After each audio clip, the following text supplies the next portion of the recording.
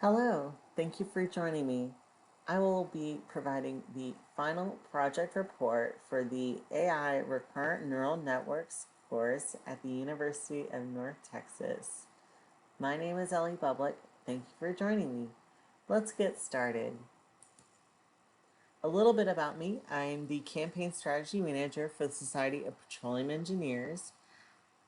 That's what I do by day, and at night I am also a master's student in the University of North Texas Advanced Data Analytics program. I'm in my second year and definitely enjoying it. Recent work I've been doing in my work life has been the 2020 SPE salary survey reports. Those I've just finished, and those should be published next month with SPE's website, bookstore, and Journal of Petroleum Technology, offering benchmarks for oil and gas pay for petroleum engineers and executives in the industry worldwide.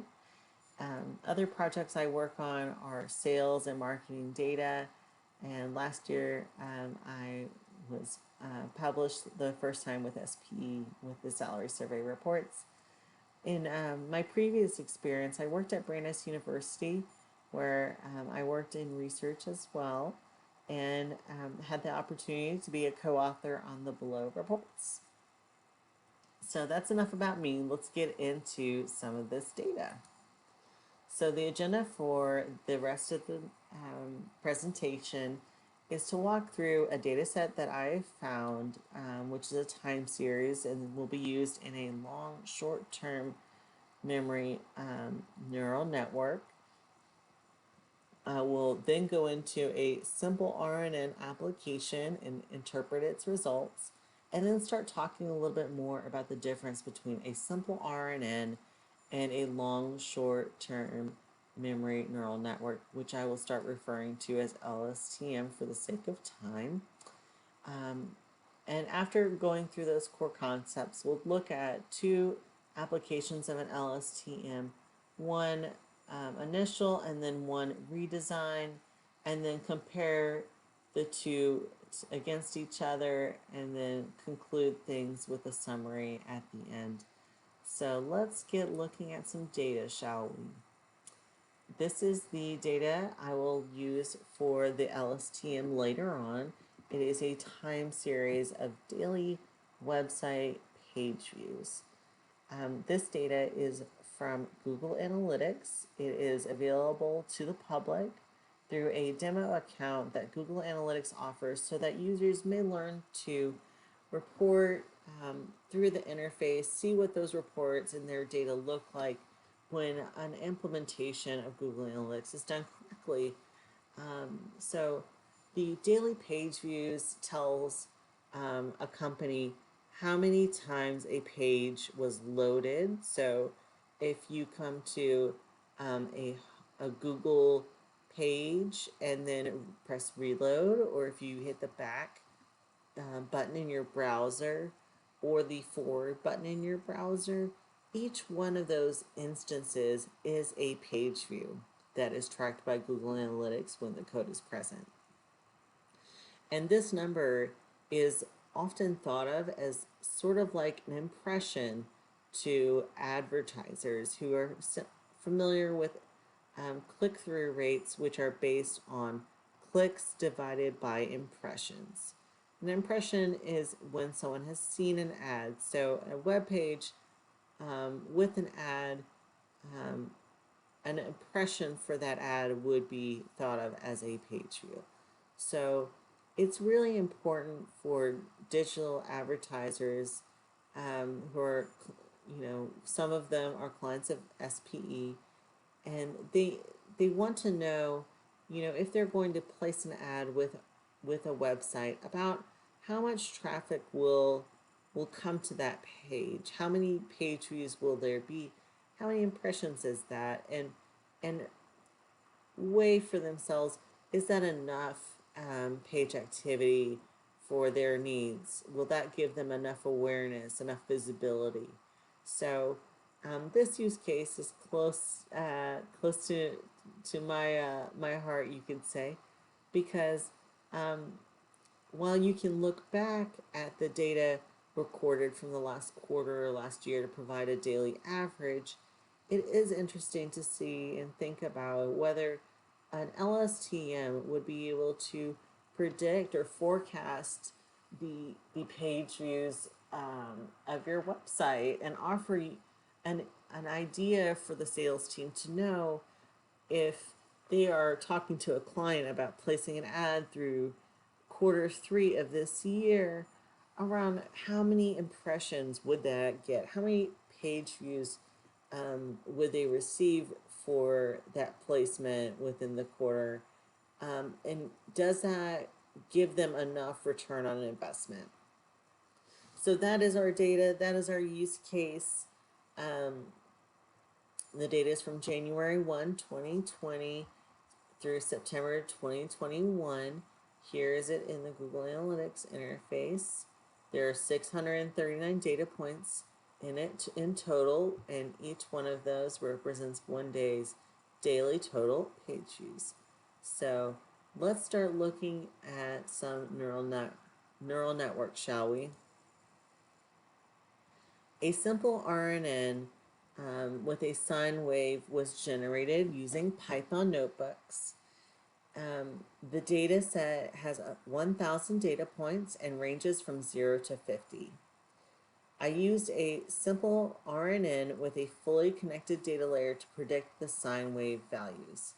So this is the design here of the simple RNN.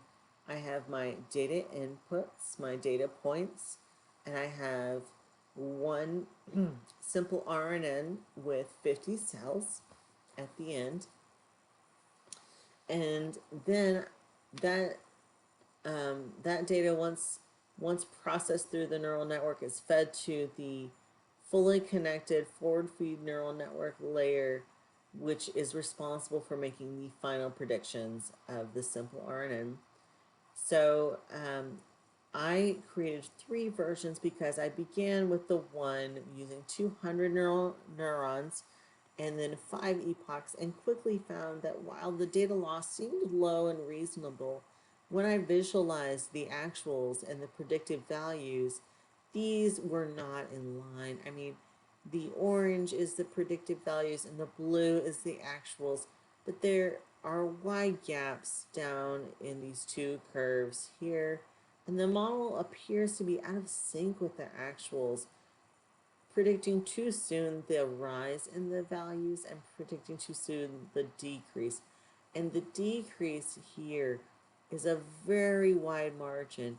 You would call this an error, where the model did not predict the accurate value. This difference, this error, is quite striking, and it seems more out of sync and more wide from the actual values. So the model is not great to start with and appears to get worse the farther it has to go. It has to rely on its data and go further and further, and it just is not meeting the mark. So remembering that neurons are quite powerful computationally speaking, I reduced the number of neurons by 100, leaving 100 in total, and ran this model again and found that my loss scale decreased significantly, adding 2 zeros here.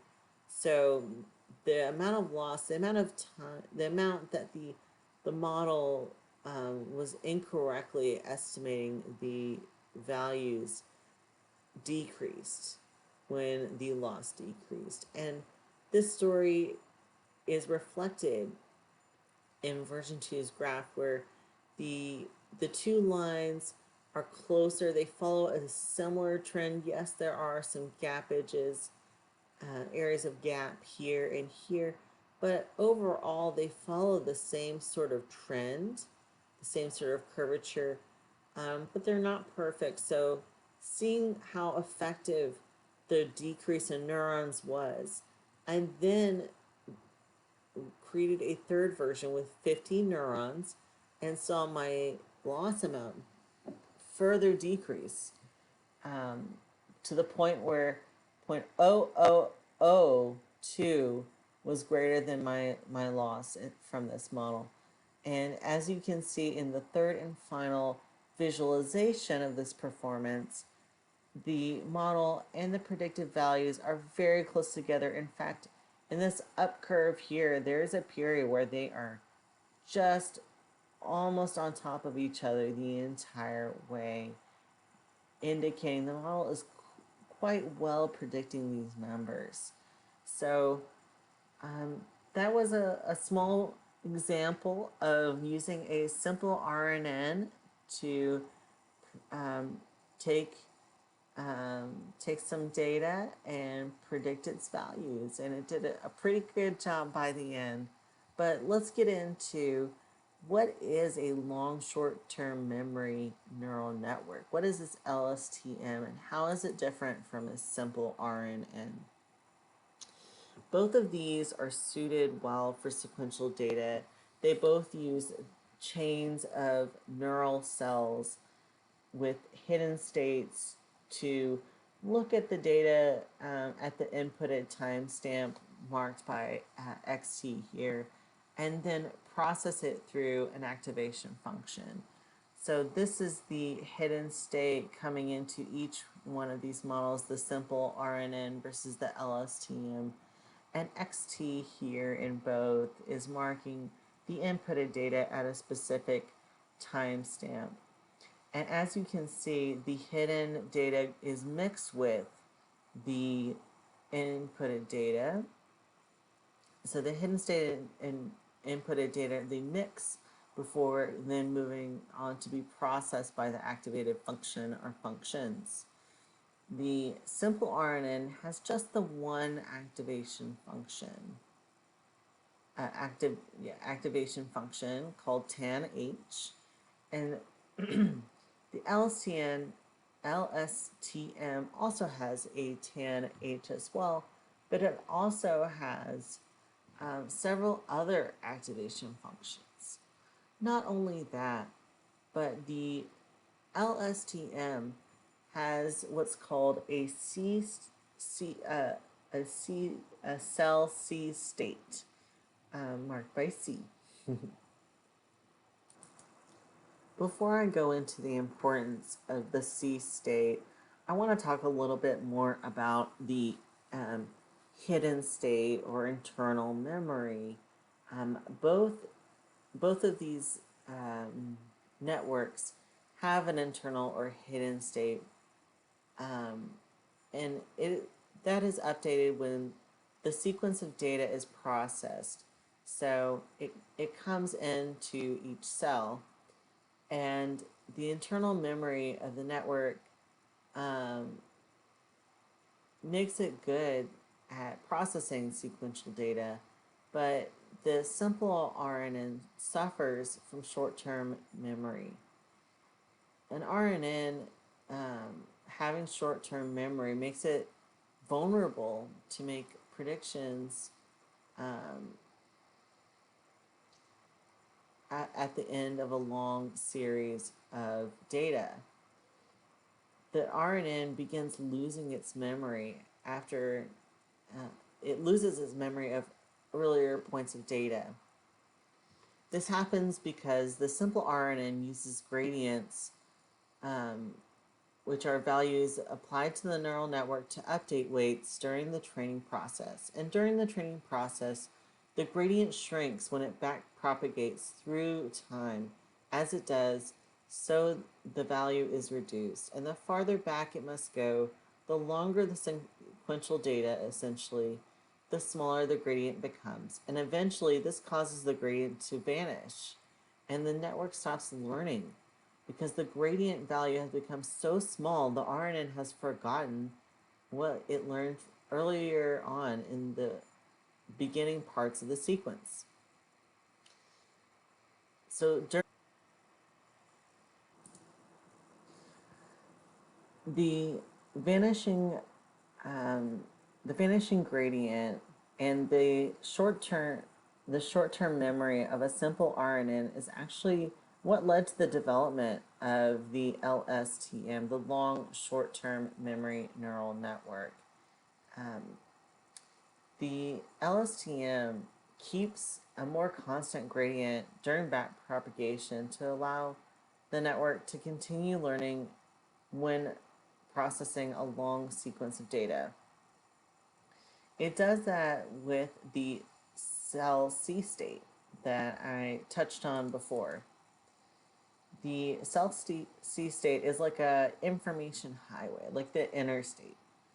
And it has places where data comes in and out, but overall data is the relevant data for the network is carried by this chain, by the cell state along the chain of cells of the neural network that are processing the sequence of data.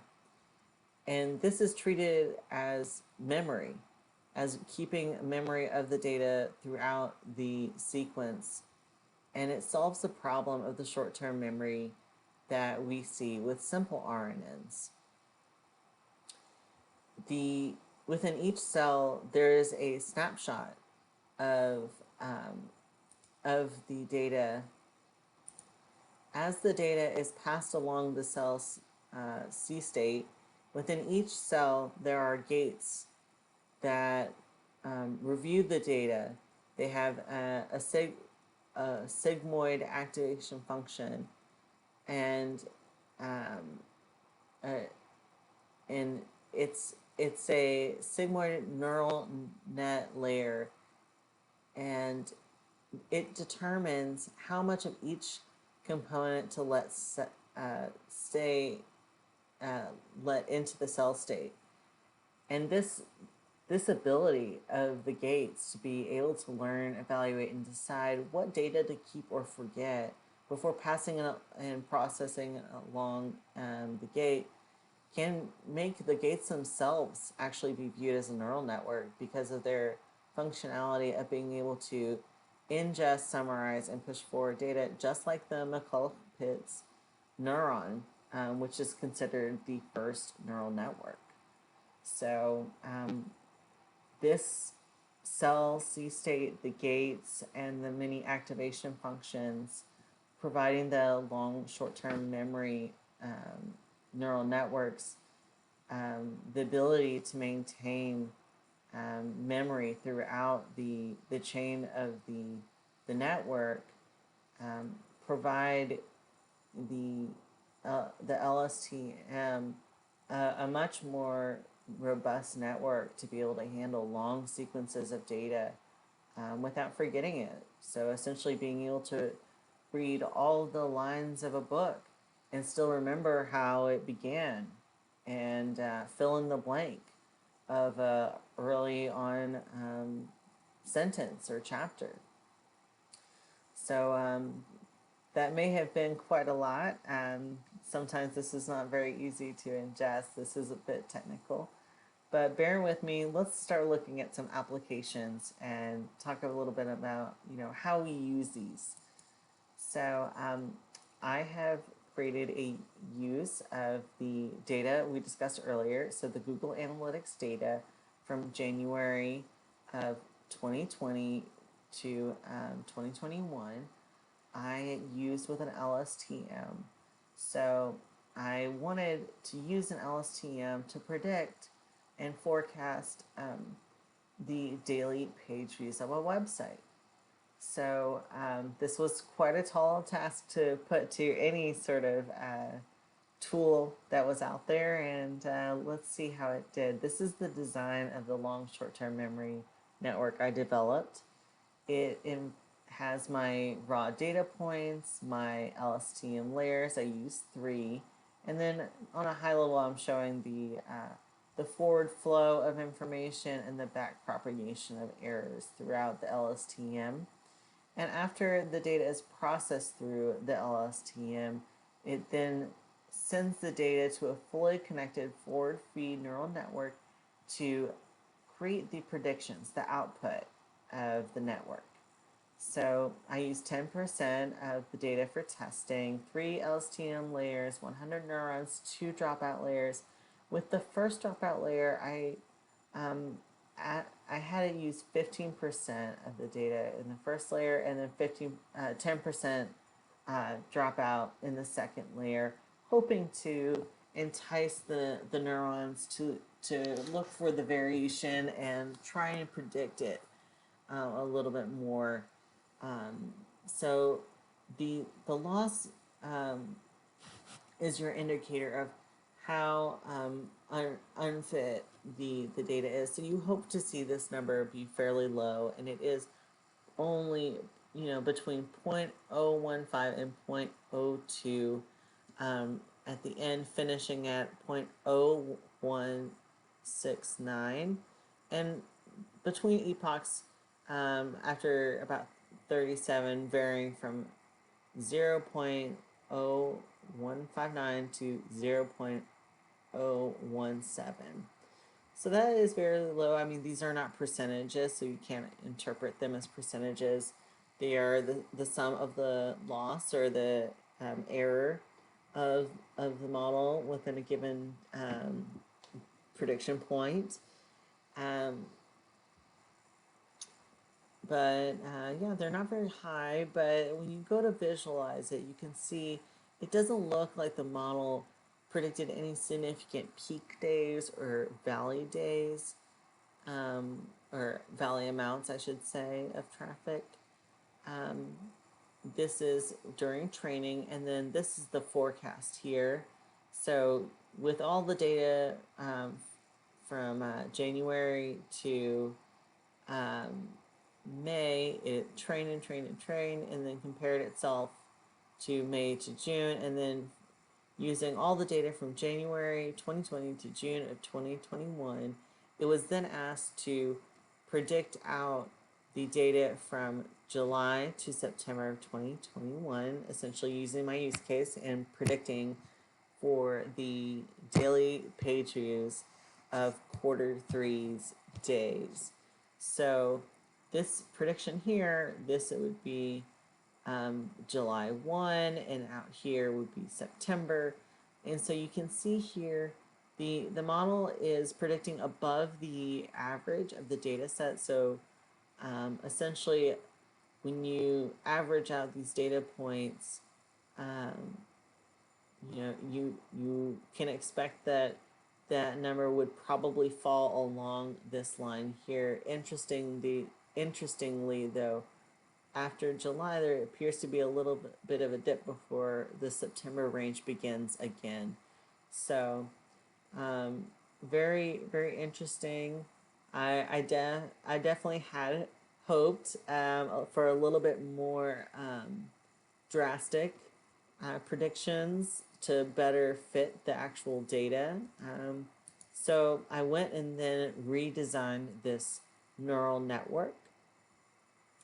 The diagram of the redesigned LSTM is here. It's very similar. I followed some of the lessons I had learned from my simple recurrent neural network in order to adjust this LSTM, and in the hopes of trying to create a better model and find a better fit. So the same amount of layers, just slightly less cells. I reduced the amount of cells from 100 to 50. And I also made the dropout percentage more consistent. Instead of using 15% in the first dropout layer and then 10 in the second, I kept that consistent at 10. And then all other factors I left the same in order to see the impact of the neuron and dropout changes.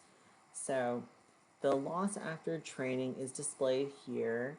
It, like before, quickly drops and then starts to peter out. And then the predictions from training with this data are similar to before. We'll look at more in detail later on. But you can see it's making some predictions in orange, but there are great peaks and lows here in this data. Then the forecast from July, August, September is shown here. Again, we have a little bit of a similar range, a similar lull in August for some reason, and then a little uptick starting back up again in September.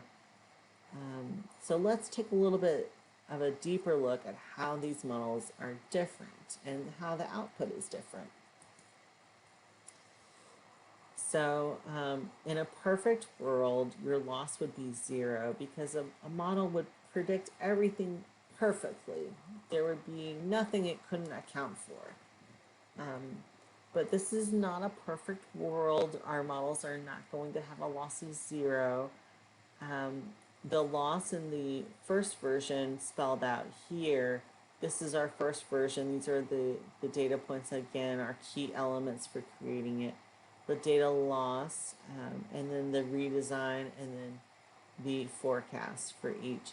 So despite having, changed the amount of neurons by half and slightly changing the amount of dropout, the the network is very similar. The predictions don't look drastically different. These both sort of follow a similar line and shape, and predict similar things. And the final data loss from the first was a little bit higher, but you're talking, point 0.0009 of a difference between these two. So while yes, this is better, it's not dramatically better. I mean, it is better, but not dramatically.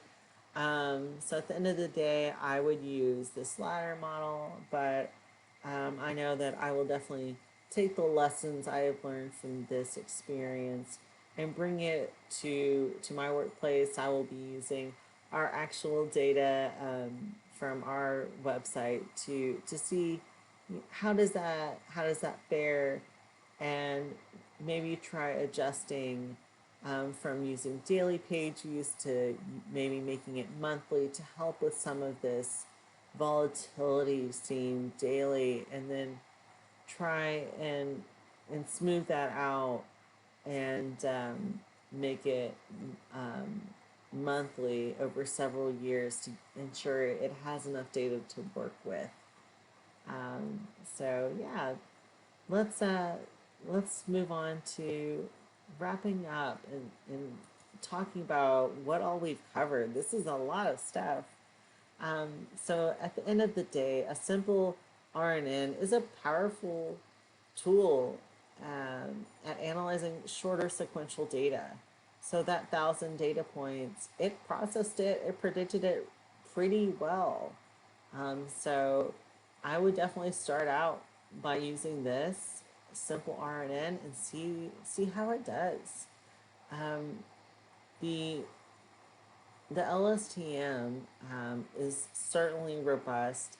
It it is geared. It was developed in order to handle the needs of long data sets, and its core strength is that when handling these long data sets, it can um, it can retain its memory and remember way back. So the beginning of a book, it can remember that beginning of that series of data and accurately reference its memory to find the best data to fit um, the input presented to it. So at the end of the day, both the simple RNN and LSTM offer capabilities that can address many business needs, but as AI programmers, we must remember to keep ethics and data privacy in mind when developing use cases and ensure that we don't intrude on the privacy and the rights of individuals or even step on laws while we're at it. Um, this is something that we need to be careful about, conscious about, and make a priority. But these two different neural networks are great tools that offer us many possibilities, many options and opportunities. And I'm excited to see what use cases come from them, and I hope that they are used to solve more problems and make our lives better and smarter and I will be taking the use case I used in this project forward in my work, and I hope to crack it with my company's data and actually share the results down the line if and when I get there. So thank you so much for listening um, and, and making it through the presentation with me. Below is my LinkedIn if you would like to connect or send feedback or um, throw me a comment. So thank you and have a good one.